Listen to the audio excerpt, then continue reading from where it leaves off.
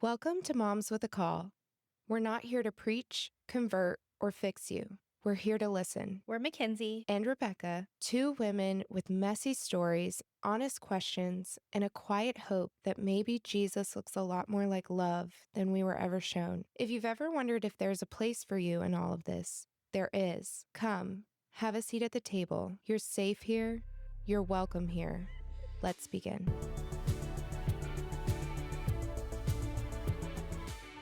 Welcome back to Moms with a Call. We have a very important episode today with a very special guest that I will let McKenzie introduce. Hello, we have Evan Jevnikar, my husband, here with us today. You might also recognize him as the Daily Dino Guy. The one Daily Dino Guy. The only Daily Dino Guy. That's me. Here. Hey. Yeah, you have quite a following on social, so thank you for gracing us with your presence today. Yeah. You're welcome. I'm glad I could schedule it in. Glad you could pencil it in. Pencil it in. Thanks for also letting us film. I don't know In your office. In your office. Normally where you film your video. Yeah, but there's a lot of businesses that work out of this office. Well, thank you so much for being with us today. We're so excited to kind of dive into your story and your background and talk all things parents something and paleontology. If that's something, you'll have to Stay tuned to figure out what that something is. Mhm. So without further ado, let's dive into it. Yeah, let's get into it. Can you tell us a little bit about your life growing up? Yeah. So I was born and raised in Arizona. So I did a lot of traveling in my life that led up to getting here. But started off... Which is North Carolina. which is North Carolina, in case anyone needs to know. But I grew up in Arizona, born and raised there. Grew up just kind of like suburbia, just kind of hanging out, just in like a lot of houses. Moved around a lot when I was a kid. I feel like I wasn't in the same house for a while. I feel like I was jumping around every other year. I moved around like house, but same general area in Arizona, just different houses. Yeah. Okay. So I lived in like Peoria, which is like, I mean, if you looked at the map, like Phoenix is pretty much most of like where everyone lives. But people who live there are like, oh, I'm actually from like this area or this area. So I was in like Peoria, Gotcha. kind of like northwestern area of Phoenix. Greater Phoenix area. Yeah. Yeah. But I was born and raised in the church too. Like I just grew up going to church my whole life. That's pretty much all I really knew, was just going to church every Sunday. When I was trying to think, about 5 years old, the house I lived at was right across the street from this huge church that was like just brand new built. So we were really close and we would always go like every weekend. So I just went to church like all the time. And I guess it was kind of just like a thing you do. I mean, as much as a 5 or 7 year old can understand the concept, I was like, yeah, I'm a Christian. Like I love God. I love going to church. I love the Bible. I love Jesus. So like till a kid, I was like, yeah, I'm on it. I love this. Yeah. And I was getting involved, just going to small groups and stuff. I got baptized when I was 7 years old. Wow. Because That is kind of early. That is, well, so you chose to get baptized. I did. Yeah, they did offer the opportunity, but I don't know how. I Your really parents know. or No, I think it was the youth leader, or I went in children's ministry. I think it was the children's ministry, because they were talking about baptism Oh, and how it's like kind of the next level of like, this is how you show your devotion to Jesus when you're all in. You say that you're saved, and Right.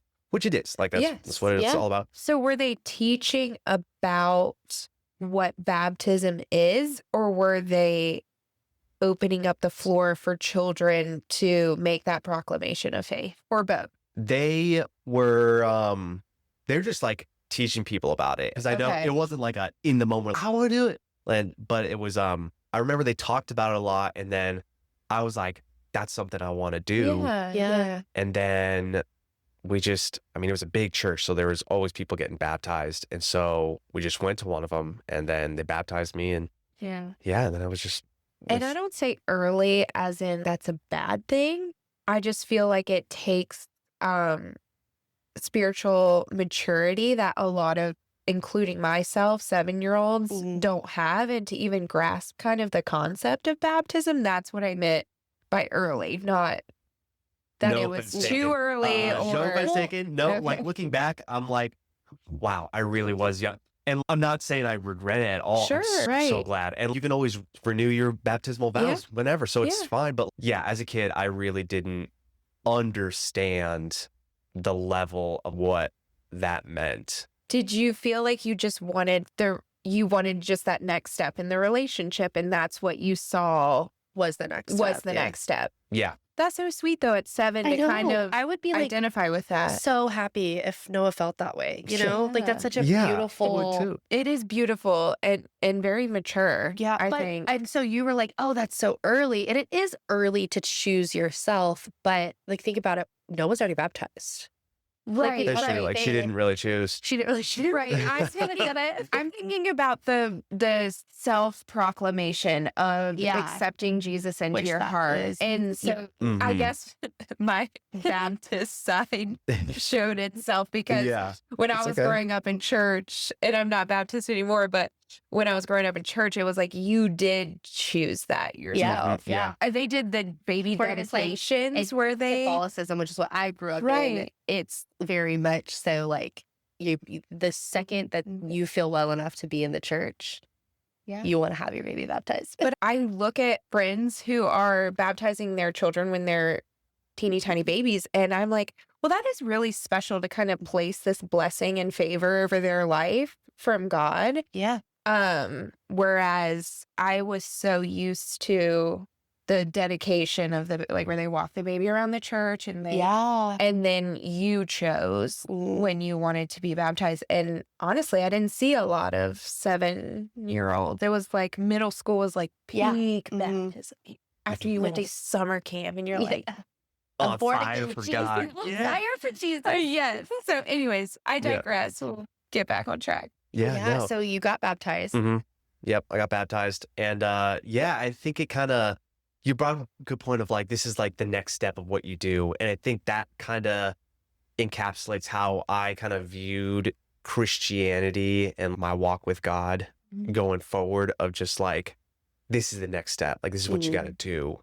And just as kind of like filling out a checklist. It's almost like I kind of looked at Christianity of like a how-to book of, okay, like you show up to church on Sundays, you read your Bibles, you pray before your meals, you go to Bible study whenever you're ready for that. And then it's just this checklist of this is how you live your life. Right. And it seems like you took it really seriously as a kid. And I Even think as a that's 7-year-old. I think that's so cute. sweet. It's so I think that's sweet. great. Yeah. But yeah, that's kind of where like how it like progressed.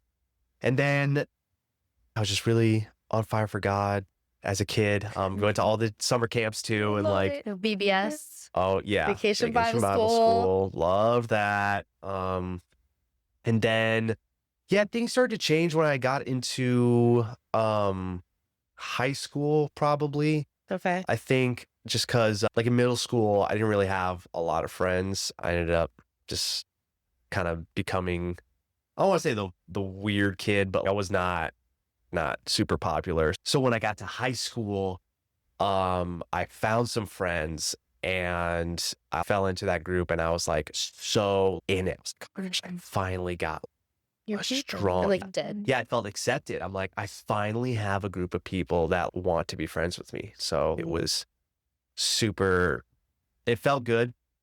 But at the same time, you know, high school, you're just trying to figure out yourself and you're trying to figure out who you are. I think this is a formative time of like when I started to try to learn how to fit into groups because I didn't have anyone to fit in with. So I was like, I got to find a way to fit in. I had a really great, deep relationship with my parents just because like, that's all I really had. Yeah. So, which is beautiful in a really way is. and something that, yeah, you know, you look back and maybe you were always wanting more in the friendship category, but you know, you briefly mentioned this group, right? Were there any seeds of faith, hurt, doubt, or longing that you remember in Yeah. that time period? Is that when it started? Yeah. I don't know if it's like those exact words, but there definitely was like a divergence in there because I started to have two different friend groups. I had like my church friends and then I had my school friends. And my school friends were not interested in church at all. And they did not like my church friends. So there was like no, Really? yeah, there's like no meshing, which is That's like so common, though. It Let's- is. I mean, yeah. anytime you step out as a Christian into our world, It's there's like a you're- lot of conflict. You're And speaking with yeah. the regular folk. yeah. Oh my gosh. Yeah. Oh, And same with like and the then, Christian oh my ones. gosh, you're They the didn't Jesus wanna- freaks. Oh my they gosh. didn't want to Yeah. hang out with Yeah, my other friend. Well, yeah. because like by the time I was graduated, one of my friends became a Satanist. So No, that's kind of gosh. yeah. So it's Can we dive into that like for Yeah, just 2 briefly. seconds, like Yeah. 2 minutes? Small tangent allowed. Sorry. well dated. Yeah. So we didn't really know much about it because like when I was this friend group, we were like big into rock and metal, and as we got older, it got like heavier and heavier, and we're like listening to death metal. Where But my life into fit. That's Is that emo. that's like- That's just Oh, emo. That's nothing. No That's- one come for me. that's the mint that they serve you before. Like oh, like for that's That's the mint is after, babe. oh or whatever it is. Like whatever they did beforehand. It's like palate cleanser. it's the palate cleanser that yeah. We're getting to like death metal and to like so many- satanic music, essentially. yeah, we all were like black clothes a lot of the time and just listen to. You were big. It's not a phase, mom. It was not a face. Not Like, a looking phase. back, it was, You wear this shirt. yeah. Didn't wear that to church. I would have gotten a lot of eyeballs. Yeah, my buddy, like, obviously we were listening to like death metal all the time, and he would just got into Satanism, and it was just, I guess, an easy transition to go into wearing like satanic clothes Yeah. and stuff. And to me, like, I don't know why it didn't see like, oh, it's just an easy little hop from where we were. Because that's what they were singing about? Pretty Like, much. is that what the music is about? Yeah, it's just like not. I mean, just It's dark. dark stuff. Okay, So gotcha. he just was like, yeah, I'm like really into Satanism right now. And we're all kind of like, That's What? just What do you seems mean? a little extreme. Interesting. Yeah, Okay, and- yeah. we're like, maybe this face, and maybe he just wants attention of some type. And then it just, as time went on, we're like, I think he's like legit. I think he's like serious about it. Like he wants to be a Satanist. Is this different from atheism where you just don't believe God Absolutely. exists? 100%. Oh, this is like you believe in heaven and hell, but you're You are choosing You to believe in worship Satan. Satan. Yeah. Like- Satanism is like one of the top occult Right, practices. right. Atheism is not an occult practice, I It's believe. just they just No, don't it's not. believe. They just don't They believe. just don't They're believe, just yeah. not religious in any. They're Gotcha. a-religious too. Okay. But yeah, and so it really did kind of bother me, especially since I was still a Christian, to Uh-huh. be like, I mean, Satan's the bad guy, like Right. the bad. It's like, why would you worship that? Why would you read the What Satanic good Bible? is Yeah, there? like Yeah. what? Like we all kind of know, even if you're not Christian, that's like the symbol for evil. Like, why would you Mhm. do that? So you're in, what were we, high school? Yeah. This is all happening. Where were those little, was that something like a seed of doubt there Rob, I don't know in about. seeing someone like actively follow Satan? Well, that's the thing is, I mean, there is doubt, but to me, it was like God was a given. So it's like, I'm always going to be Christian. So I guess the best way to say it is I wasn't following God by choice. That's probably the best. Like I Mm. was following God because that's what you do. Mhm. Like you get a driver's license because that's what you're supposed to do. Or like Gotcha. you take out the Ah. trash because that's what you're supposed You don't think I'm following God because he has saved my life. He loves me. And you say that because it's all around. It's just cliches and platitudes. So it's easy to say, yeah, God loves me. But I didn't know what that means, like deep down. Extent of it. And Yeah. Yes. So to me, I was just like, well, I'm going to still follow God because that's what you do. But it was weird. And like it did pull me, it didn't cause doubt, but it pulled me away from my Christian friends because there were times when I was like, yeah, man, I just don't like this church that I go to. I Mm. don't like these friends that I go to church with can be annoying at times, or they just Like don't what? get Like, it. can we actually dive into that a little bit? Sure, What do you yeah. mean by annoying? Just like they almost ironically, they're naive. Like they don't, or they're closed-minded. yeah, all they think about is the church. Was like, there's so much world beyond the church. yeah. Whereas I can't even take a step back to realize like, well, I'm kind of saying the same thing, just from a different. So there was never doubt, but there was like division is probably the best way to describe it. I felt like there were definitely seeds of division that were being scattered all over, of being like, man, this church I go to just isn't really what I want to be a part of. Kind of reinforce the mindset of like, these are just practices. There's nothing deeper than that. Yeah. So, quick question. When we say seeds of doubt and seeds of division, when I think of seeds, I think of seeds planted by God. But do you guys believe that Satan can plant little seeds too? I think so too. I think he always starts with a seed, or always starts with his foot in the door. Yeah, like a a toe Mm-hmm. to see, oh, here's something, where's some doubt.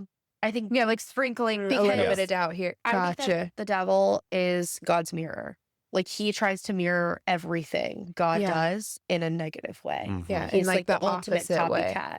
But Because the he wants to opposite. be, because he wants to be God. That's interesting. So being aware, because a lot of Christians are aware of seeds that God plants along the way. But I feel like maybe we're not so aware of the seeds that the devil are placing right behind him. Exactly. I'd love to kind of talk about your transition from high school to college and your identity and how you were starting to find your identity in college, where you found yourself with Christ and how that grew in college or shrunk. Yeah. So when it's funny, like I was probably the furthest away from God when I was getting into college, because I'm like, again, it's just like you do it because you want to do it. So I knew, okay, well, now that I'm in a new place, I have to go find a church and I got to be a part of a group. And like, that's just what you do. Yeah. So I reached. Checking the boxes. Checking the That's boxes. so interesting because I feel like a lot of people going to college are like, Don't think I that. found freedom. I can choose if I want to go to church. Yeah. I can rebel.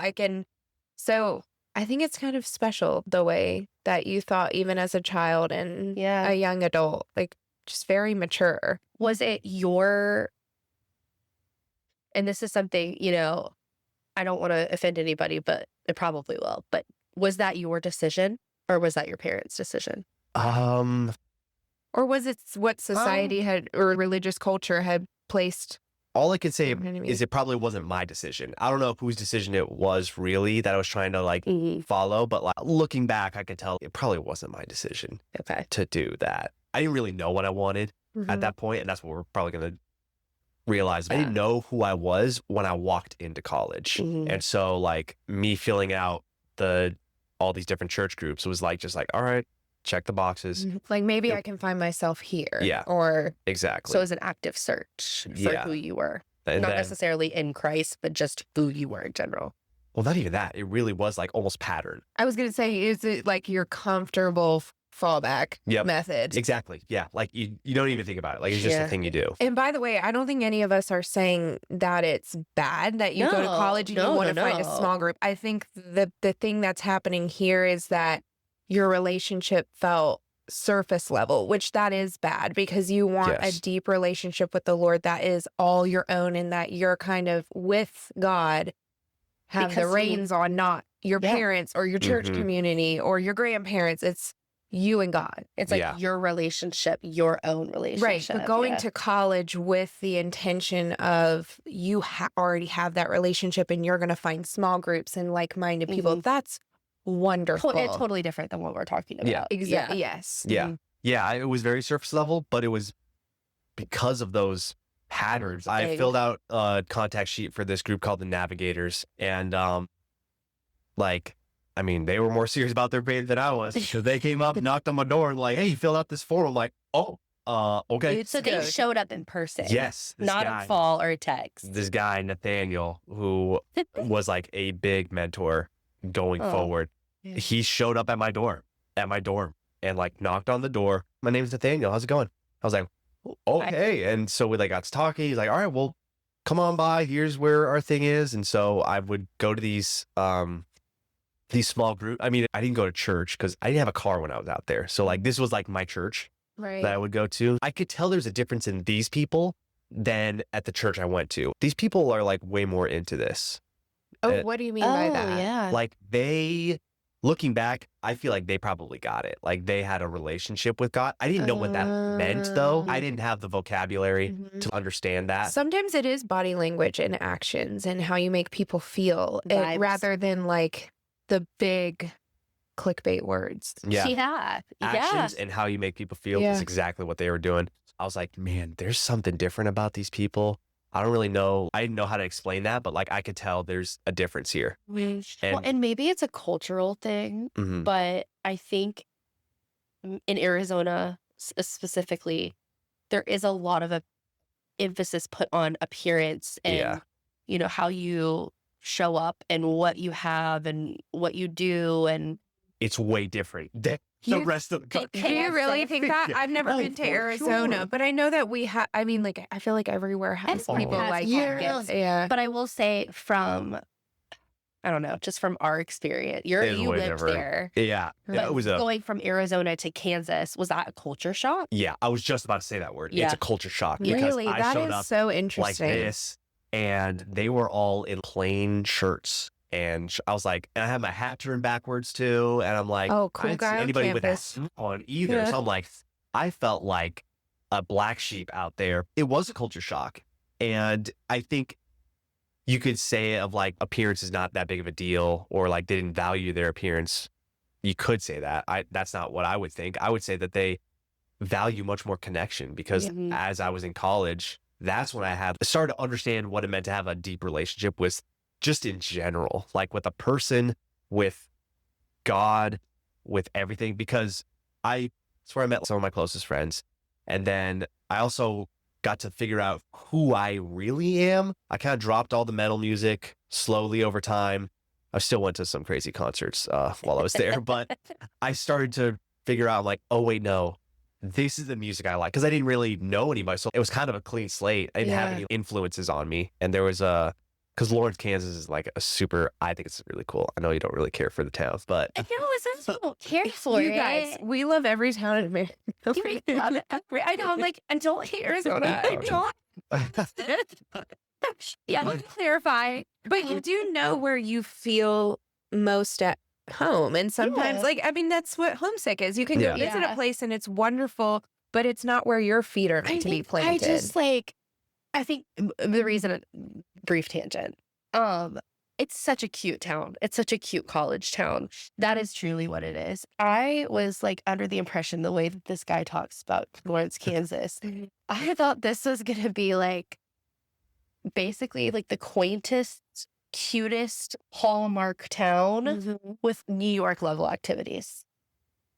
Where does that exist, though? Lawrence, Kansas. Totally different. I oversold it. And Hey, there's nothing wrong with that. You had great memories attached You to it. You did. found your people. You found your the identity. people there are amazing. Like, everyone is incredible super people. cool. I think that goes to show that it's not really the place, it's the The people. people. Yeah. Yeah. And so I do remember us going and I was like, oh, not quite what I expected, but you know what? It's so cute. Like, it's a cute little town. They've got, I think it's literally Main Street is like their, So it's Main very Street. cute. And again, I also with Arizona, I don't want it to make it, I love Arizona. It's beautiful. I think there's wonderful people in Arizona. Your grandparents are still out there too. Like they're, not everybody in Arizona is about appearance. I've just, from our experiences and us talking, I have just found the further west you go, there's definitely people here too. But It's different though. it's just different. But I get what you're saying. Yeah, It's like, yeah. just a different culture. And Just believe me, different I've people. never been to Arizona, so Yeah, I well, can't we'll say. take you. Yeah. I want to go. Yeah. My Ross has an aunt and uncle there. Well, and so the call on the road. There you go. Let's hit the road. trip.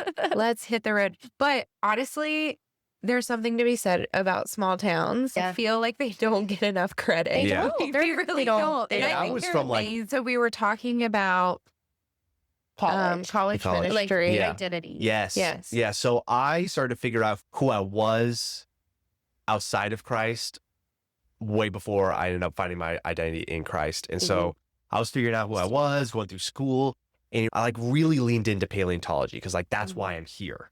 Yeah. Is that why you went to Kansas? Oh, yeah. For Yeah. paleontology. So Yep. you knew going into college that was This is where the you were mission. headed. Like this Got is it. That's a exactly why I'm huge, here. that's distance, right? Like, why Yeah. else would you go? Well, also, and maybe this is a dumb question, but isn't there more paleontology in Arizona? than There is, but there's Kansas? no one studying it. So that's Okay. another, that's a That's We'll get into paleontology it, question. yeah. But you But say that you were finding your identity outside of Christ. mhm. Looking back on that now, how do you feel about identity separate from Christ? Were you saying you were kind of recognizing the talents that he had given you from birth and honing in on that? Or do you believe you do have identity outside of Christ? At the time, I thought I had an identity outside of Christ just because I trained myself to view as church and myself separate. Like compartmentalized? Yeah. Now I'm not like that. Okay. But at the time, I was like, I'm finding who I am, and then I'm finding who I am in God. But so I tried to figure out who I was, what music I liked, what interests I have, what things I want to do, what people I want to hang out with. And then there was still show up to church. How do I want to do church? How do I want to do this? And it really wasn't until my end of junior year in college when I really started to figure things out, because these people, we all had our Bible studies that we're in, and we get pretty deep about stuff. I would never get super deep in Bible studies ever, because it's like I'm just there doing my thing. But we had this moment where we were confessing things that we had kept in. And it was like a moment of confessing our sins. And I feel like in Bible studies, there's a lot of those moments. And every time I was like, oh, I have a issue with lying, which I did because I was lying about what I had an issue with. I really had a thought while you were saying that. Do you think that can be like a two truths situation where you have these college kids who are technically still children? I mean, their frontal lobe isn't even fully developed. So that's kind of like a heavy ask. Where it almost, I wonder if people feel like I wonder if there needs to be tools that lead up to supporting someone to be able to do something like that. Like fully confess. Yes. And I'm not saying that we shouldn't confess our sins. Obviously, exposure brings healing.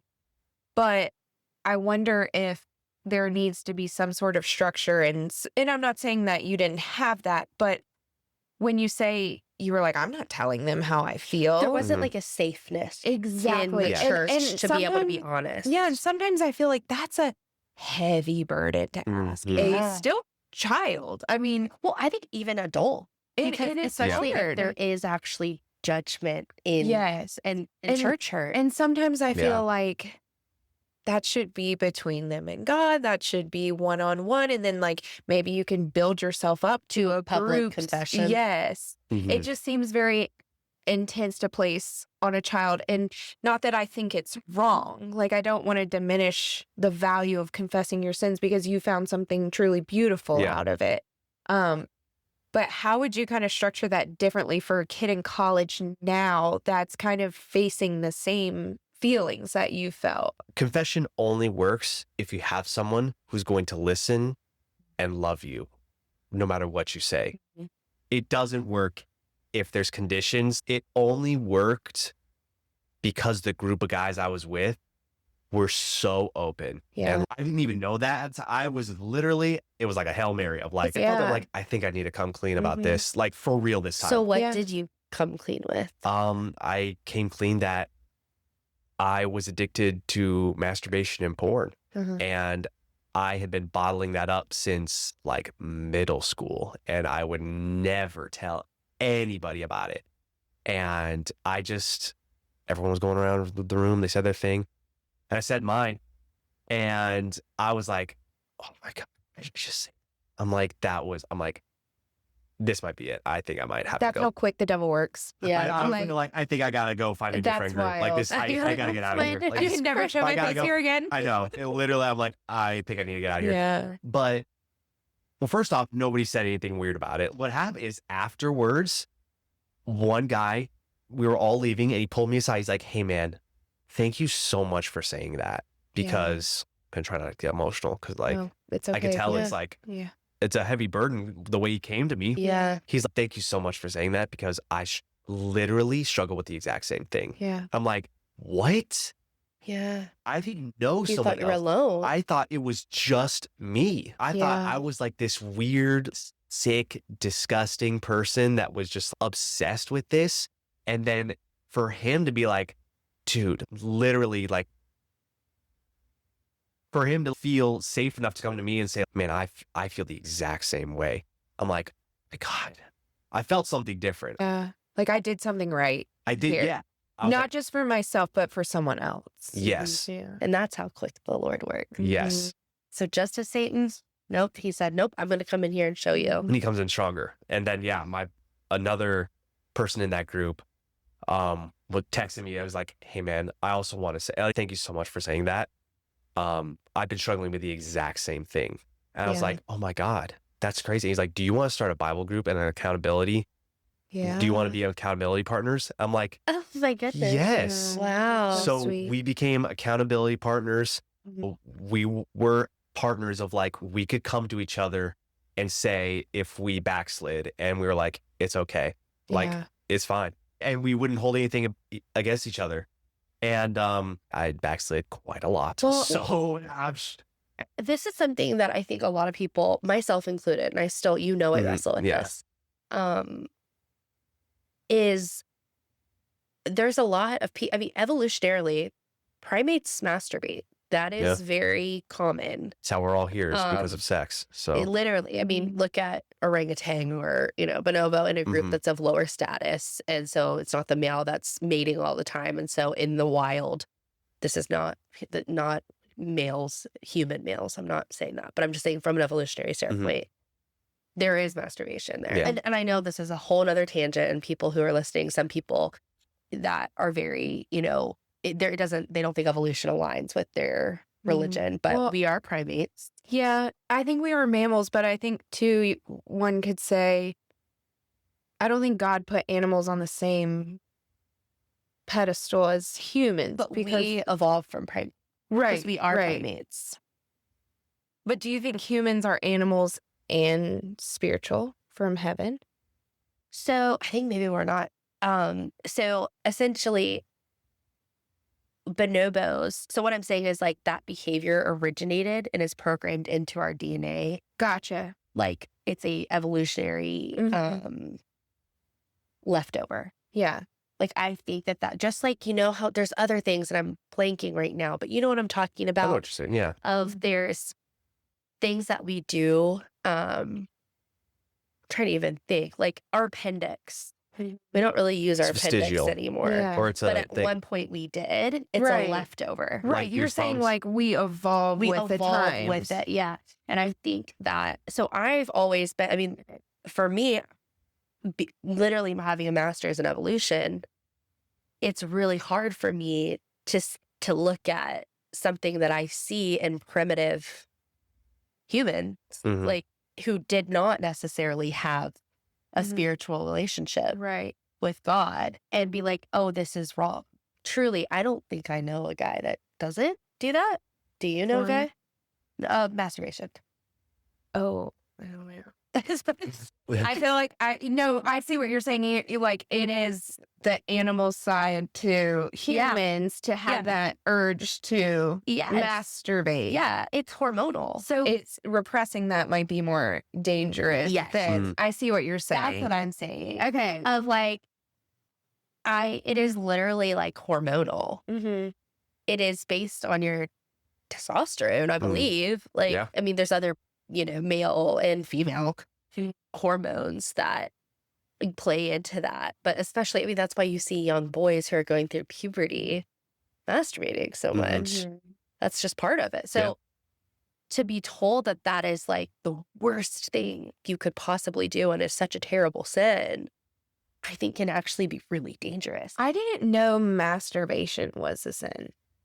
A lot of I people- understand how Mhm. porn is or It's lusting Mhm. after someone else, Me like too. that's I outside of your understand that. covenant. But I didn't realize Masturbation. releasing was. Oh no, it's people believe that. A lot of people. A lot Yeah. of people. Oh, Oh, yeah. really? A lot Yeah. of people think that's Maybe I didn't dive deep into that, and I probably just need to learn more Yeah. about that. But Yeah.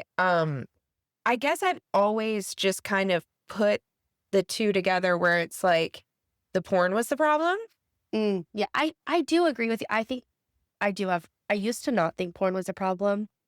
I do think it can be, because I don't know how you look at it and you don't lust. Well, can I go down this rabbit hole? Go for it. Go for it. Yeah. Porn is like what, a multi-billion-dollar industry, Yeah. just basically taking advantage of biology, humans, Sick desperate emotion, people. Yes, Yeah. impulses. and I want to be careful with my words. First, I think there's science behind the addiction of porn, where Oh, absolutely. Yeah. and I'm sure you can probably get into that way better than I could.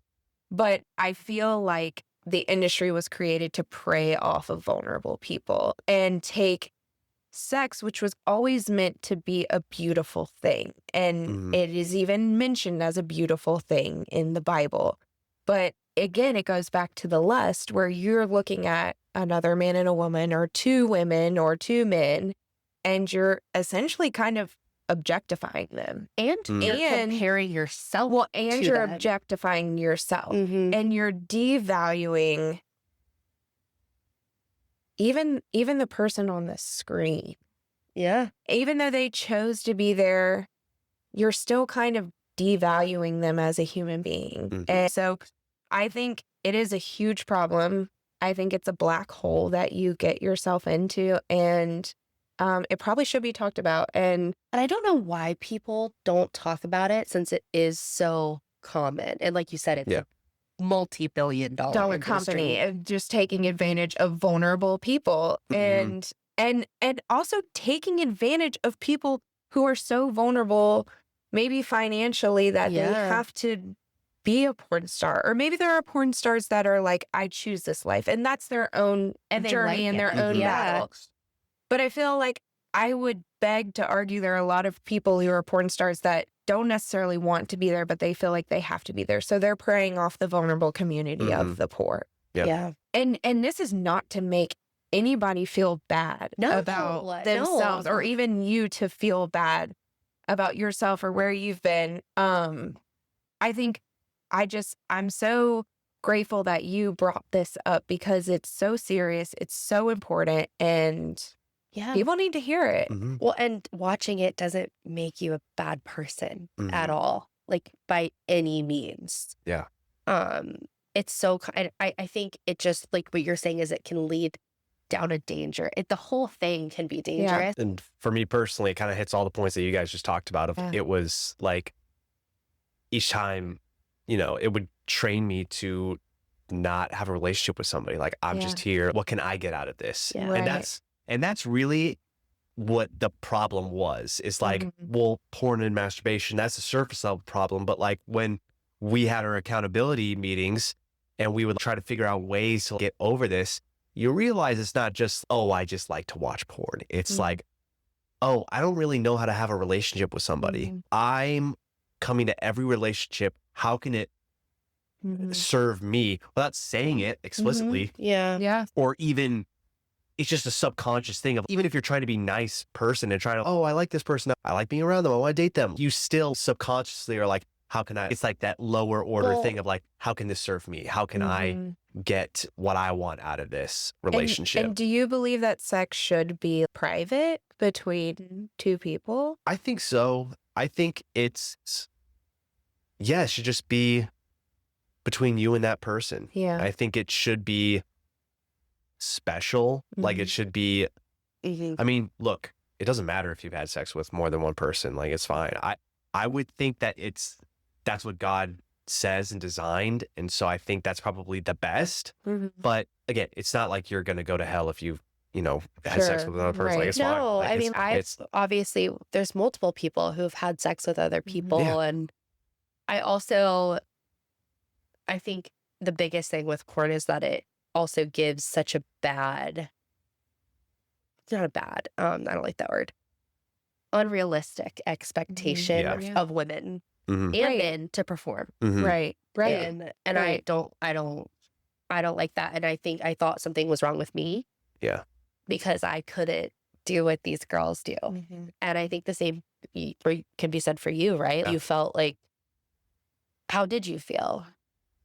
Yeah, it did feel like pressure. And here's the ironic part is I was a virgin before like all this. So That was it like your is, first experience of sex. yeah. Was the So it is porn. kind of Yeah. like, oh my God, like whenever I have sex, am I going to be like this? Like, am I going to just totally embarrass myself? Am I going to be like, it just felt like all this pressure and realize like that's the lane I was going towards.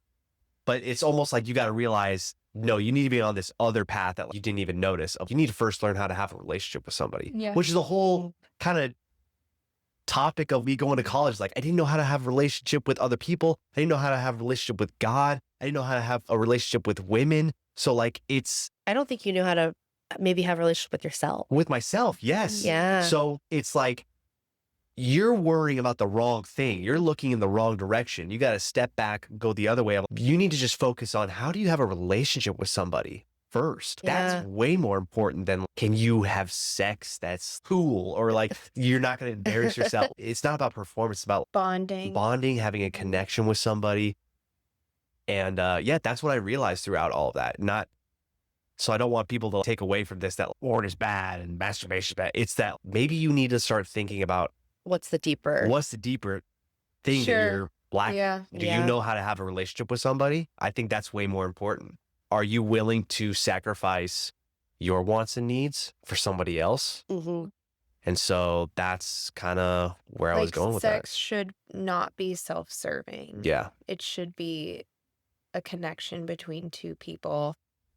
I mean, I feel like that's when you have sex with anyone, you're trying to please each other. Yeah, I Like, think it's not just self-serving, but it also shouldn't just be for the other person. Because I think sex Exactly. also gets, especially in women, we have sex to please the man a lot of times. And I don't want to say we because I feel like I don't do that. right, like, right. You know, thankfully.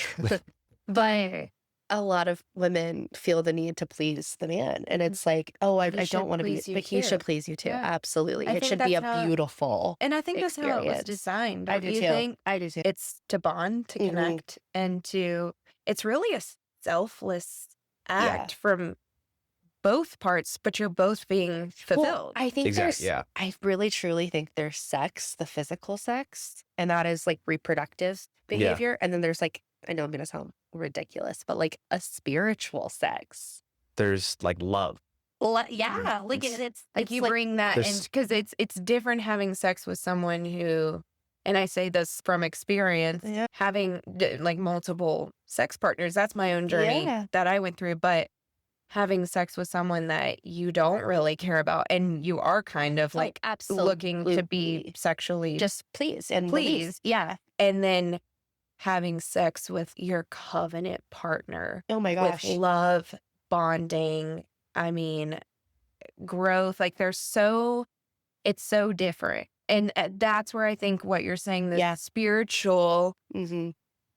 aspect of that really comes into play and you can really tell the difference. Oh my gosh, absolutely. And so I think that, and look, I don't want to say it's wrong to not, obviously I had sex before we were married with other partners. Like, I don't think it's necessarily wrong. I just don't think that is what God designed.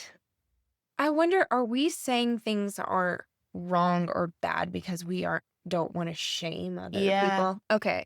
Because that's how I feel too. Like it's like I never no shame, but I would have wanted something better for my life. Like absolutely. I would have liked to not have porn in my life. I would have not liked to have gone through multiple sex partners too. See, and I go back and forth on this too. Not that I regret how my life either. That's not what I'm saying, but looking back on it now, I guess I'm picturing it for my kids. Yeah. I want better for them. Of course. Well, But- all have fallen short of the glory of God. So, Yeah. and that's why there Yeah. should be no shame. If you're going to judge, then it's like, okay, well, what's your thing Right. that you've done? Exactly. Is it So, like the like- story of throw the Exactly. first stone? That Yeah, that or without someone's got a mote in their eye, but someone else has got a log. Yeah, It's like, so it's like, who are you to judge?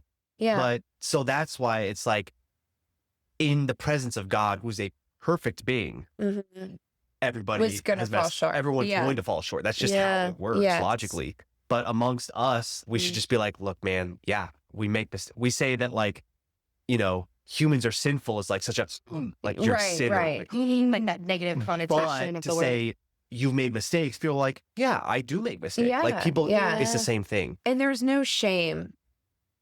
But I do feel like evil intent behind anything, I feel like we should call out Oh my and gosh, not of course. desensitize. You Well, know? yes. No, yeah. I completely agree. And I just don't ever want to, I think if you feel, I don't know. I feel so conflicted on it. I know. It's hard to really have such a Open mind. unbiased, Yeah. Unbiased, yeah. unbiased opinion about something you've never walked through. But No. for me, in like my perfect world, for you to not have gone through that hurt, it's not that the fact that you watched porn was bad.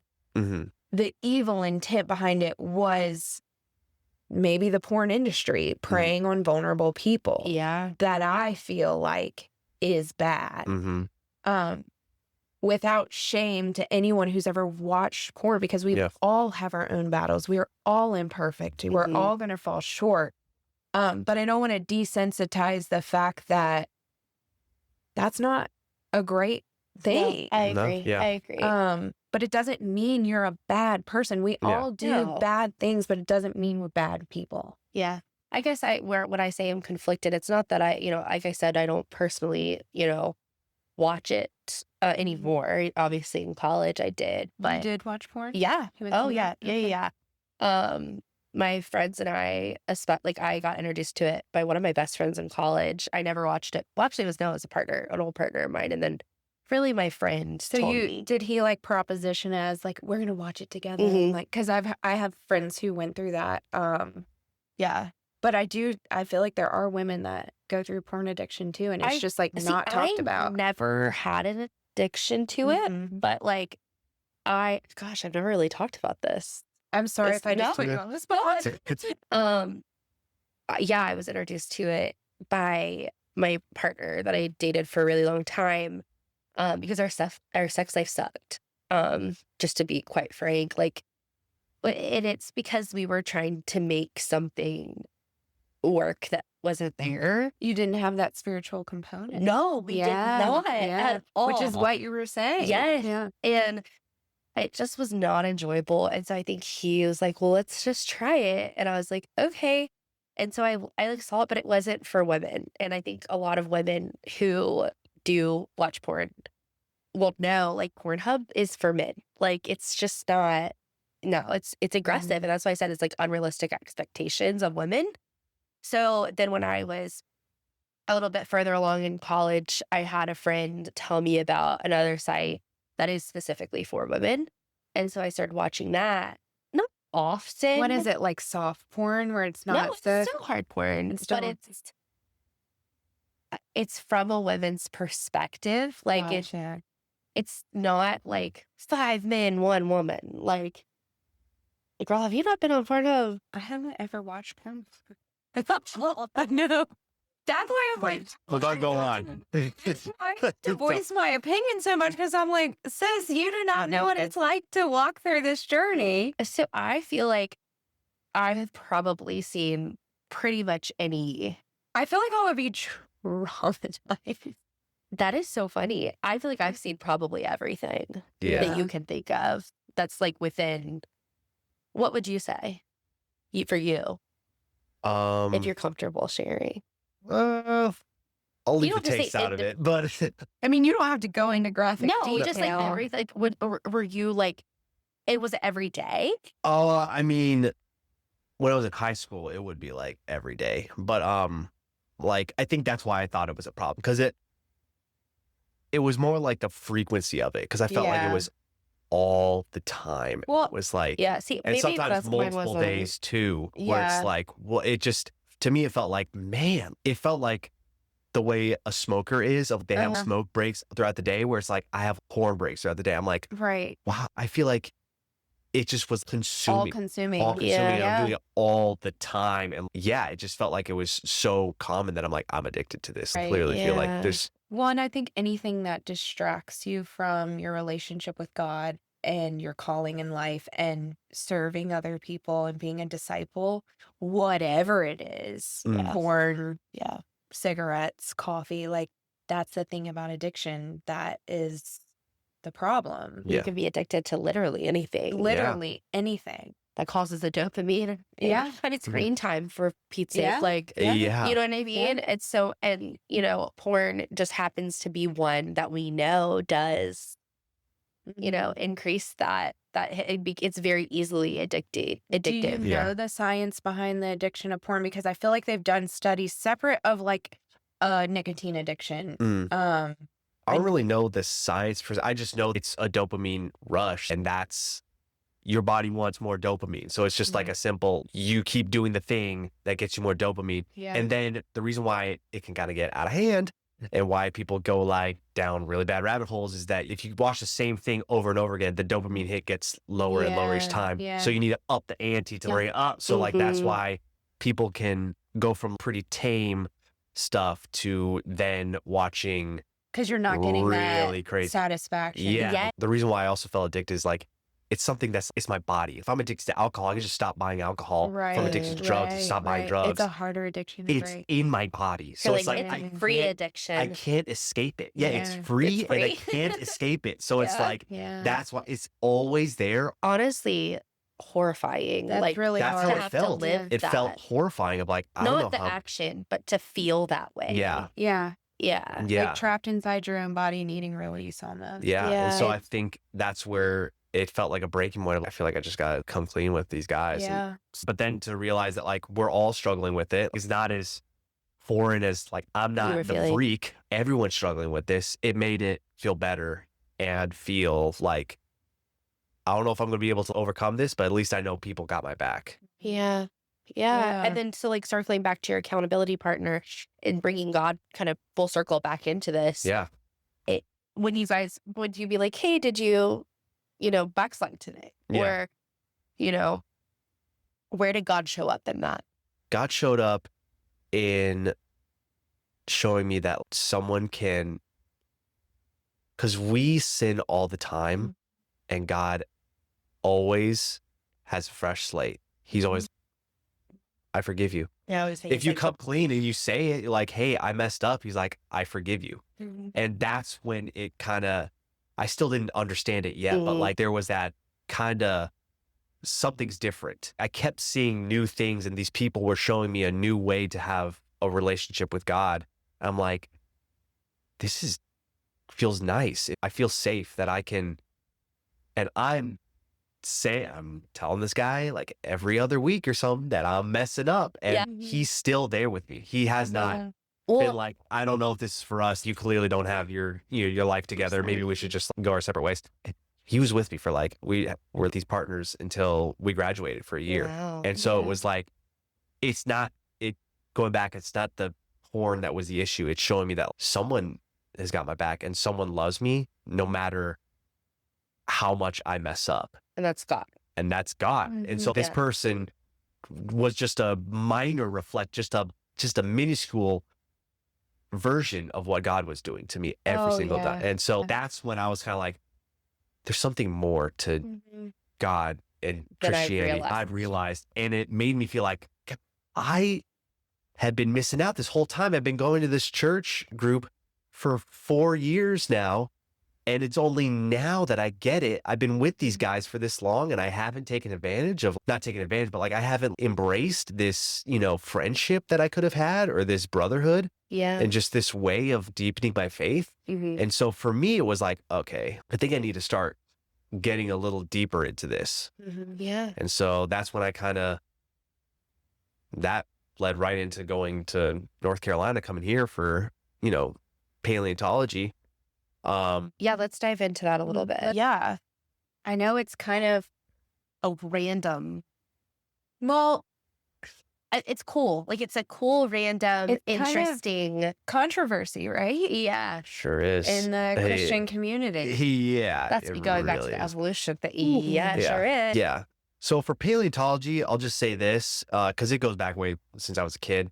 I've always been in paleontology ever since I was 5. I want to be a paleontologist. I just love dinosaurs. And we'll talk about just that whole journey and Mhm. how it comes into conflict with Christians and just the whole Christian community in some aspects. Mhm. But yeah, so at that point, I was going into my master's degree for paleontology. So I had got my bachelor's in geology. Now I'm going to get my master's in biology. There's not like a degree for paleontology, but you take classes, you do research on So paleontology. you moved to North Yeah. Carolina. Yep, moved to North And Carolina. where was God showing up in your life at this point? You're Yeah. just like getting to the surface Man. of the navigators, It's right? so Like you're fun, like, yeah. what? It's really interesting because I feel like this is when Satan really, I think he saw that and was really trying to throw a wrench into it because Because you just broke one of his biggest chains he yeah, had and I on was you. beginning to, the veil was starting to tear. And I'm like, wait, maybe there's more to this Christianity thing. And so I did go in with intention this time to get involved with church. I'm like, okay, I'm going to get into a Bible study because I want to be a part of Bible study, not because that's what a Christian does or a person does. Like, It's like a I rebirth want to be there here. for you.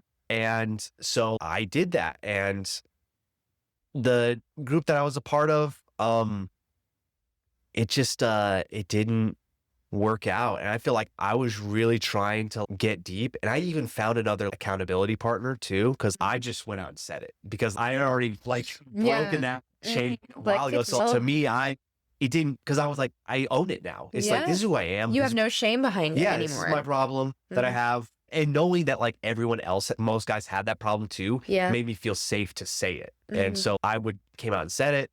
There's some other person who had it. And I went through the exact same study that me and this guy went through. Cause I'm like, hey man, this helped me. Yeah. And I feel so much better now. Let's go through this. And so we did, and it just didn't feel the same. I feel like there was some kind of like tension. Him or with you? I think with him of not wanting to give it, like be deep with himself. And, maybe he's on his, I don't think he was ready to open up per se and get real deep and Yeah, that maybe makes see sense. the root of the issue. Or I don't know. I don't know him that deep. Maybe he did. But that's just how it felt. And then the group that I went to, it just, it just kind of felt like almost going back to the church that I went to, where it's like, you got to go to the camps, you got to go do this event, you got to do this, we got to get you through here. It didn't felt like Navigators, where it's like, these are just people I can show up and just talk to and like Be your authentic self. be authentic. It's not like all, I don't know, maybe the best way I can describe it is just, it's not corporate Jesus. Like there's like, Jesus. that's the best way to say it. Like, Maybe that should be the title. Yeah. it just seems like, just kind of like, we're here to show up, go to church, do it. You mean climb the religious spiritual ladder? Yeah, it kind of felt like I was going back, and I didn't. Again, I'm just so naive. I didn't really know myself still that deep enough, but I just knew something wasn't right, and I'm like, I'm still gonna go though. I need to be a Christian. I need to do this. And you felt like your Christian and your faith was dependent on showing up. Yeah. And I was like, well, I don't know what I would do if I didn't show up. So like to me, it still was not an option to not go. So I'm like, okay, well, maybe I just figure this out. I don't know. And So you would not say your faith was separate from your religion at this point? Yes, that's a good way to say it. Is I felt like my faith and my religion were intertwined. Because I didn't know that you could have a relationship with God that's separate from you going to church. Like church is a way to find your faith. Reading the Bible is a way to find your faith, and praying is a way to find your faith. But I thought if you don't go to church, then are you even really a Christian? Like if you don't show up to your job, do you even really work there? So to me, it was like, I have to show up. I gotta show up, even if it's not, Even if you're not 100%. Yeah, even though this isn't like how it feels it should be, I still gotta show up and be here. So it didn't really work out. And then I tried doing like some other Bible studies with some other people in my paleo group. It just didn't really work out either. So it just seemed like things were not, I had all this momentum and things were just like kind of falling apart. And I'm like, man, this just kind of feels weird, but I guess I still need to show up. But that's when I think around that time I met you. Yeah. Really? Yeah. We had our class. So this was my second semester here or first I don't know. It was pretty early. It was our second semester because second we semester. tried to get in Yes, it it was. fall. Mm-hmm. We both got bumped. Yep, because I was in there with one of those guys in my paleo group. And it was like 8 a.m. This, by the way, it's And I am intro- not a morning person. I usually am a morning person, but intro to biological science research. And you got to take this so you can know how to do biological research. So I was sitting there in this class, and this guy who was in my paleo group, he wanted to just talk and talk and talk and talk to me at like 8 a.m. I can show up to a class and do notes at 8 a.m. I can't hold a conversation at 8 o'clock. I'm like, Your brain's No. got to wake up yeah, out of my it. brain's still waking up. Do not talk to me. So I'm just kind of sitting there, just like really tired, not really want to talk to anybody, and just trying to sit there, stonewall. And I guess you notice me. Obviously, no one dresses like this in North Carolina. This is so same though. Yeah, I noticed you when I walked in. Well, because he was wearing like very vibrant, like turquoise shirt. I'm pretty sure it was. And then you had that like Hawaiian hat on with I the had wood brim. Yep, wood brim. And I was like, oh lordy, what is that? I was like, whoa, okay. But I thought you were so cute, and so I was like, but that's another thing. You were like cute, but you were so quiet. So It's mysterious. yeah, very mysterious. I was like, huh, I couldn't quite like put my finger on you. But yeah, continue. Yeah. So, well, we were actually, even though we were in that class, we also were trying to get our teaching license, or we went to this teaching conference because I was trying to get my teaching certificate. You were presenting your research. Yeah, I was actually starting to divert from science education or science to science education. So I ended up I was doing my certificate, but it turned into a master's in ed. Whereas he was also, you could just get the certificate, like you didn't have to go get your MBA. Yeah. And so he was there to attend for credit, but I was doing educational research because I loved it. And so I was presenting there. And it was it was in the middle of the day, so I wasn't tired. That guy wasn't with me. So I was going over to grab some coffee. She came up to me. I was like, oh, hey, how's it going? And I'm like, oh, hey, what's up? And so we started talking. And because my friend was there and she was like, oh my gosh, he's so cute. And I was like, should I talk to him? And so I talked to you and you wanted to see my presentation. And you had already presented it, and I didn't know it was like... Because it was a poster session. There's like poster A session and then poster B session. Yeah. And I was A. So A was already over, but we were now turning to B. And you were like, oh, let me see your poster. And I was like, Yeah, sure. I will give this So whole I got- presentation all over. sure did. Gave a Private whole presentation. 3 to 5 minute version of a speech. And yeah, you were like, oh my God. And so I was talking to you and I just like, oh my gosh, yeah, there's this, what did I even say? There is another talk. So my advisor's husband was giving a talk on citizen science or science education or something. Yeah, something like that. And I want to go see him because obviously he's my boy. So I was like, oh, I want to hear what he has to say. And but I was with my advisor. Yeah, you had and I had to your go with her advisor thing. So you were like, oh, can you I'd love to go to this thing with him, but I can't make it. Can you send me the notes to it? And dumb me. I mean, I was dating somebody at the time, but like I just didn't even see what she was trying to do. I'm like, oh yeah, I'll send you the notes. Sure, yeah, what's your email address? And I was like, It's like, oh, my email. Like, I was like, You're okay. And You can so, just type in McKenzie and Ellie. It'll come up. all right, cool. I'll send it to you. See you later. See you in class. And I was just like, oh, and he literally emailed me note. I'm like, hey, Mackenzie, here's the notes. Yeah, Notes. notes. Period. Subject line, I'm pretty sure. And I was like, okay, this does nothing for me. But then I saw your Instagram and I saw you were dating But somebody. you got those notes. I sure did. Yeah, And I got was the like, notes. oh, he's dating someone. I'm not about that. Like, I'm not gonna, I was fresh out of a relationship anyway. So I was I like, actually I'm do good. remember when you came in because you did say something. I It- did. It was bad. It was when Luke was in the hospital. Yes, because you did. It was when Luke was like sick, and you're like, "Hey, sorry, I'm late. I just had a bad relation." I don't even know if you said relationship. I think you actually did. I think I looked And my at, dog almost died. I said, yeah, I've had a really rough night. I broke up with my boyfriend of 8 years and after he almost killed my dog. That's You didn't say almost killing your dog, because I would have been like, whoa, what? I was like, Like- after he, and then my dog's been in the ER all night. Yeah. So Were y'all like lab partners or something? We were on the other side of the class. Yeah. So did you announce this to the entire class? She did, because I remember it. Because I'm like, whoa. Because I'm like, oh my gosh, that I sucks. thought she just like popped a seat next to you and say, sorry. it was a small class. Excuse me. And I mean, yeah, it was like 10 people. Well, I couldn't sneak in there. Yeah, Like, it was 10 people. It's arranging like it a was horseshoe. podium, like, Yeah, you can't, like- excuse me. Like, you couldn't just like sneak there's in. no way. They, Yeah, like, I got you. I'm Like, sure sorry, like Blake. a full college class of like, No, you're No. It This was is like, like tiny grad class. Yeah. I honestly can't even imagine. Like, no. No. And I think I just like said, oh, so sorry, like sat down. And then I'm pretty sure, I can't even remember her name. She was so Erin. Aaron, yeah.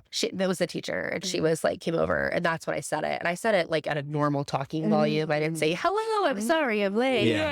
Yes. Yeah. So, I'm trying to think of what, because soon after that, COVID hit. So yeah, we met. that was probably like February that we went to that Yes. conference. Yeah. I don't know, but either way, I can't COVID remember. hit Yeah. pretty hard. And yeah, things got crazy. And Everything went online. We had Everything went online. classes. You moved back home for a little bit. I I moved moved back back home. home for a little bit. yeah, And if you've heard my testimony, I went on a really, really big faith journey. What was your faith journey like during this? not a big faith journey, I'll tell you that. It was pretty low. So just to set the scene, I got into this pretty awesome research group. I will always just say how awesome Dr. Lindsay Zano, she's a beast when it comes to science. I came in there, I was an idiot. I was just this caveman walking You around. are I not didn't an know idiot. anything about, like, I'd be surprised she even took me. It just did not do my research that well. I just wasn't keeping up with the team. I was the only master's student. Everyone else is PhDs. So I was like the low man on the totem pole, which is fine. But also NC State I don't even know how to explain the level, like R1. Not that Kansas isn't an R1, but There's a big difference. there's a showing. huge difference. And especially if I was part of research program in undergrad. That I was, was a specific, too, but but no. not This is like- they win awards for the research Yeah. that they do. So I feel like if I was prepared for it because I took that research course and Yeah. track in NC State, if I had not taken to that and I had been at any other college, I would have really struggled. Well, and I thought it was going to be an easy transition because I went from Arizona, which is like 50th in the country in education, so I felt like it was a huge jump going into college anyways. I'm like, oh my God, everyone here is so much smarter than me. So then to go to grad school and be like, oh my God, these people are even so much smarter than me still. So I was struggling quite a lot. I couldn't get my research down. I presented it to my committee and I bombed. It was, It was a flop. it was Oh, like no. a double flop. And this is Like, during COVID. it was during COVID too. Oh, It was so no. bad. It In was over person Zoom. or is it- Yeah, so this Oh. was Zoom. So I didn't So it's even. in Zoom. I'm way better at like presenting in person, just to say the least. It sucked. It was bad. And then even my advisor called me afterwards. It was like, what happened? And when that happened, You're right. oh, Like Lindsay no. is the epitome of a boss ass bitch. is a rock star when it comes to so science. good at what she does. Like Yeah. incredible for women in science. So that's why it hurt more when she was like, what happened? And she did come at it very nice, but it was like, oh, I did not do good. So I'm over in Arizona, just destroyed my research and trying to navigate COVID. I also broke up with my girlfriend, which it needed to happen, but it still was heavy Still on my heart. It sucks. still sucked. It's a hard So, thing. which I think at any other time it would have been okay, but with just everything going on, it just was like another straw Yeah. on the camel's back. Because you're And- going through COVID, moving back home, what you would consider a failed presentation, huge failure. breaking up with your girlfriend. Yeah. That's a lot happening. Yeah. All in a month. All in a month. And moving back felt like a failure too, because I tried to get away from this place. Mhm. If I stayed in Arizona, I knew there was not a future there. So Yeah. to return back, I was like, I feel like I've failed. Yeah. And I'm stuck in this place that has no opportunities. Mm-hmm. I don't really have any good friend because at the point I burned my bridges with my friends back in high school. So I really did have nobody else back here. there's nowhere, obviously, I mean, you couldn't really drive around anywhere in COVID to go anywhere, but like there's nothing to do where I lived Right. in It's just Arizona. It's just houses. houses, Yeah. suburbia. So I felt like I was going crazy. Yeah. It was low because there was one day I was driving with my dad to work, and also I was working with my parents, which I just knew I loved paleontology so much. I hate doing anything that's not You didn't have your paleontology. passion anymore. Yeah, so I was not even Yeah, working on Your my passion. purpose. And so everything was just off. And I just remember this one day I was driving with my dad to work, sitting in the car, and just thinking like, I can't take this anymore. I don't know what's going to happen to me. Like, I don't know what's going to happen tomorrow. I think this is just the worst it could possibly get. And for a moment, I was sitting in the car and I looked in the rearview mirror and I saw this huge like dump truck driving on the freeway. It's maybe like 100 yards back. And I just had this thought of like, what if I just unbuckled my seatbelt, opened the door, and then just rolled out of this car and then let this truck just run me over? And not in a way that like, because I feel like everyone kind of has those intrusive thoughts of like, oh, what would happen if I drove into oncoming traffic? Or what would happen if I like just jumped up and screamed in this big old place? This was like a legit, like it felt like I had A suicidal thought? 100%. Oh, okay. It What was stopped you from the doing it? only thing that stopped me was thinking, how would my dad feel? Because he's right there. It's like, how would my dad feel if he just saw me just open up the door and just kill myself? Yeah. And then I'm just sitting there with 3 steps away from killing myself. And they felt like real steps too. Yeah. And I'm just sitting there, I'm like, all right, not right now. And then I just went on my way to work. So you're at this point where you just had this suicidal thought. What did life look like after that, being in COVID and after feeling something so scary, which I imagine felt terrifying? Yeah, it was pretty crazy to feel like a real thought that it could happen, that I could take my own life so easily. And I think God started working quickly after that. He knew that I was going through it, because very soon after that is when you reached out to me. She DM'd me. We were eating like some charcuterie and some margaritas, and she was like, oh my gosh, amazing. And I just started DMing her back, and we started going back and forth. And that was kind of the start of our relationship. And then, Is that where you found new hope? yeah, Essentially, like something to cling on to that was good. yeah, for And sure. that's where you feel like God kind of stepped in. Mm. Do you feel like you surrendered in that moment on the highway with your dad? Or was it more like God saw you were in a seriously scary, dark place and he started acting? I think he started acting. quickly? The surrender definitely came later, because I knew Okay. God was always guiding my life, because like paleontology is such a niche thing. Mhm. I feel like I've had such I don't want to say like ordained, because it makes me have like main character energy. feel- It felt like I know I'm meant to be a paleontologist. I'm yeah, not meant to be anything else. Mhm. So I got to stick on this path. Mhm. And so obviously killing yourself gets in the way of being a paleontologist. So I think I just had to stick with it. And I know we talked a lot about how I was just doing things as I was going through the motions with my faith. But in the end, it does kind of feel like that saved me, because it kept me onto God. Because I feel like in a moment like that, I very well could have been like, Well, either lost faith. Yeah, I just got nothing, man. Like, what's Did even the your point?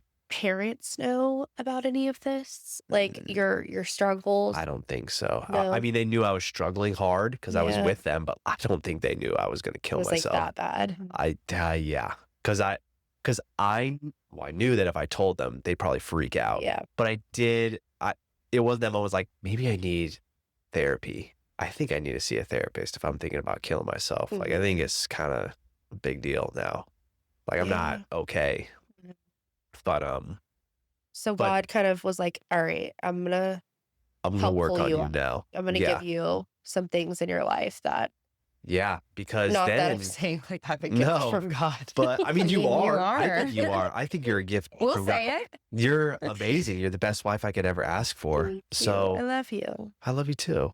But yeah, it's after that point, God did start working on me because I met you. We dated. We fell in love. We dated on Um, Zoom because it yeah. was COVID. Mhm. Yeah, and I knew I wasn't gonna be able to talk to you, go on dates. I was like, I gotta figure out this Zoom thing. Yeah, Um, because or he was in else- Arizona. I was in North yeah, Carolina. like I can't text. I suck at texting. Yeah, I So- actually had. Did I tell you this? I was like not taking anything. Like I was having very firm boundaries with what I was going to accept going forward in relationships. And so I was like, if he doesn't ask, he was like in my DMs for a while. And I was like, if he doesn't ask for my number by Saturday at 6 p.m., I'm like cutting it.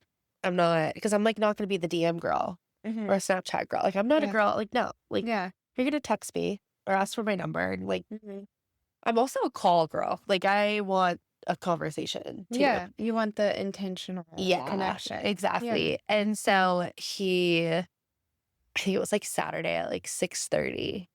But I realized there was a time difference because he was in Arizona. So I let it slide. Yeah. So actually, he was on Twitter. He was early. These are And then after that, so obviously we fell in love. We dated quickly. Very fast. We got engaged and got married by the end of the year. Yeah, so we dated, what, 3 months? 3 months. And then You proposed in Kansas after 3 months. I Yeah. think we talked about this, and you proposed the same night that Ross and I got married. Yes. Yeah. Yeah. Yes, September 5th. Because It's crazy. And I only bring this it up September because 5th? our stories. Yeah, September 5th, Yeah. 2020, we got married that night. Yeah, and we got engaged. I only bring that up not to make it about me and Ross, but No, but just it's wild. our lives Our and our connection. stories. It is so parallel. It's so wild. It's so- it is really crazy. Is. And it's so It's insane. beyond just this little mention. Yeah. It's It's a wild. lot of things that like we're similar in. Yeah. But yeah. And then after that, I started to figure out like my research starting to come together. We started to develop a plan. I started to put things together. I just really hit it hard and we started to figure things out. And I needed an extra semester. I was supposed to graduate in December, but I needed an extra one because of So COVID. because of how there's just so much that we want to cover and like what we want to go over. Yeah. I think this is going to have to be 2 different parts. Yes. And so we're thinking, we essentially get married, right? Yeah. We did get married. Yeah. I mean, like, Essentially. I'm there. We got Yeah. married. Yeah. We got married and everything is like perfect. It's coming up. I We're on the mean, up. we were like killing it. I got into a PhD program. You I finally got my you finally got research your and I was research making ready. a pretty awesome You're research up like we're on our peak. Yeah. and your family was so loving towards me that Yeah. I thought I hit the jackpot with Yeah. parent, like Yeah. mother-in-law, father-in-law, and I don't want to say I didn't. I really don't want to ever bash them. But things just took a big they tick was good. turn, but it ended up glorifying God in the end because Yeah. In such a wild way. Yeah. in such a crazy way in that I thought I was pretty close to God at this point because I felt Yeah. like it validated the thought that Yeah. God is on my side. Like he's got something for me.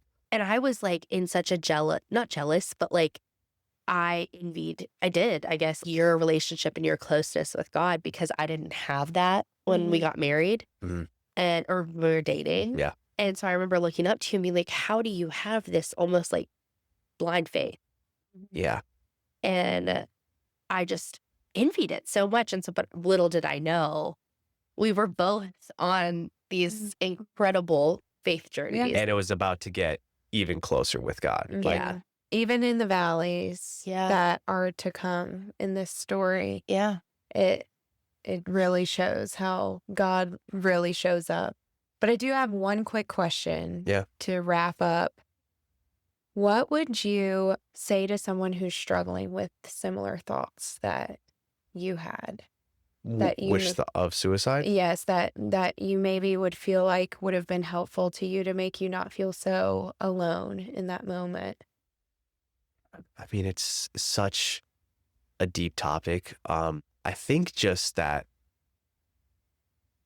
I mean, you're also not alone in just how I was talking about porn and masturbation. Like, you're not alone in these thoughts. Like, some people have had these thoughts before. You're not a crazy person because you feel that. But also, I don't even know. All I can say is that I just had to stick through it and know that these were just feelings and thoughts and not reality. Because that's why it seems like there's no other choice, because it feels like this is a reality, but it's just how you were seeing things. Because obviously no one else knew I was struggling, but I saw that it was struggling. And so I know it sounds like really cliche, but all I could say is I just stuck with it and I just prayed to God. And I think with that, you do need to go find help and you need to talk to somebody about it. Like, you can't, don't bottle it up like I did, because as we'll probably find out later, these things did come right back up because you don't resolve them. So, and there are professionals that, like, this is what they do there are all professionals day, that, and like, they want to help. Yeah. And so many, and not to discount at all what you've been through. There's so many people go through, especially today. Yeah. And with what's going on in our world, in our country, and everything. I think I can't even open Instagram without seeing people. I don't know what y'all's algorithms are, but struggling. Not good. Yeah. Not great. But knowing that, and also trying to think, I know it's hard in that position, believe me, it's really hard to think about anyone but yourself and how awful it is, but trying to think of like how this is going to affect other people, because there is going to be a life after you, and people are going to have to pick up the pieces. So you got to think about that. That's a big equation. Is it one of those, like, 1 foot forward each day, each moment, each second, where it's not going to resolve itself immediately? Because the feelings pass pretty quickly. So you got to stay strong in those feelings. But then that realization that you're almost going to kill yourself makes you realize, I need to change my life. Yeah. And that's when it's the step by step of like, I need to make steps every day to change my life, because the life I have right now is not working. It's making me want to kill myself. So I need to it doesn't matter how little the step is, if it's any step, a step forward towards making the life that you want. Well, and I That's think great advice. I just wanted to add one more thing is you are so loved. Not just you, anyone listening to this, like, God loves us so much. And I know that sometimes you can feel like you're so far from him and you're so broken and you've done so many things that you don't even know are the right choice, or maybe they are the right choice, but maybe they're the wrong thing and they're maybe not glorifying God, and maybe you did sin and you did all of these things, but he does not care. He takes us as broken, as imperfect as we are, and he loves it. He is truly the perfect parent, and he loves you so much. So as broken as you are, if you go to him and you truly do your best to surrender, even if you don't even know how to surrender, Just say, hey, I trust you. I trust you. I Just need you. open Please yourself help up. me. Please help me. Yeah. Please He help me will. as a surrender. Like, it is. You're so right. Yeah. Like, he will. Yeah. And I mean, he's, as you'll see in the next part, he shows up. So Yeah. well, thank you so much for coming on. Thanks for having me. I love chatting with the fam. I know. We'll see you So good. again for the next few parts. Got quite a few parts, I guess. Got a We lot of sure conversations. do. To Yeah, hash I out, We're just going to know. make you keep coming back. Coming back and back and back and back. So, alrighty. Well, I'm almost out of coffee, but cheers to another up. Evan made us these coffees. Yeah, they're so good. They're like protein coffees. skill I picked up. Yes. Learn how to make coffee. Cheers. Thanks for being here with us today. If something resonated, maybe a sentence, a silence, or a story, hold on to that. If you felt seen or stirred or simply curious, we hope you'll join us again. Until then, stay open, stay tender, and remember, there's always a seat for you at the table.